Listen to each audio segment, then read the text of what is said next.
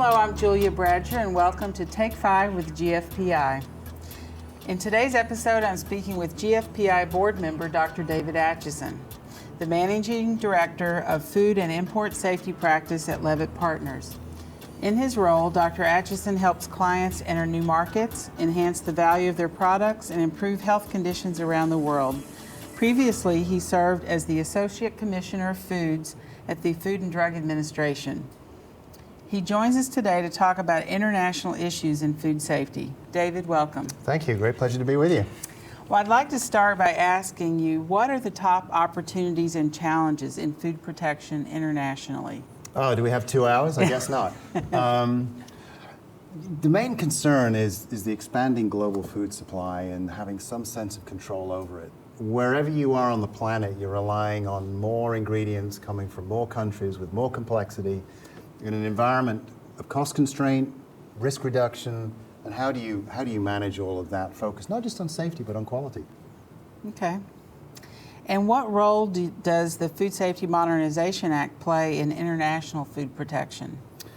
Well, it plays no role in international food protection. It plays a big role in protecting the American consumer. It is a domestic set of new rules that are going to come out. It's going to put a lot of burden on importers, basically to make them accountable for the goods that they're going to import into the United States, food products under the FDA umbrella. Okay. And what is an emerging trend that you've noticed when it comes to international food safety?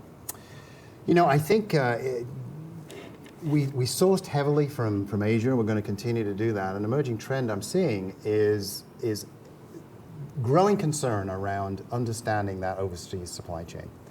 You are sourcing from China or some other country that typically operates in a different way that we do. Many small farmers working up through cooperatives. How do you control what's going on at that farm level? It is a real challenge, not just to control it, but to know who's actually sourcing the ingredients or the products that you're going to be using. Okay. And one last question. Do you think that the Eat Local movement will reverse the globalization of our food supply? And what are the safety implications for either case? The short answer is no. The Eat Local movement is laudable, it's important, many people love it. I personally, I don't think it has got the capacity to feed an expanding domestic U.S. population. It's got attributes, but it's got limitations.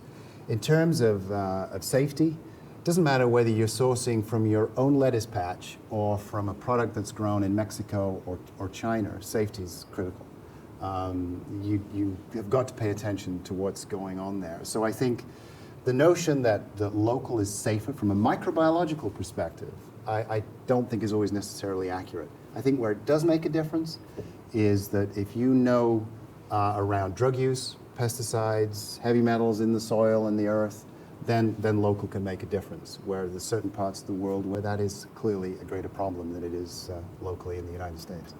Great. Well, thank you very much for your insight, David. Great pleasure. Good questions. Thank you. And that's it for this episode of Take 5 with GFPI.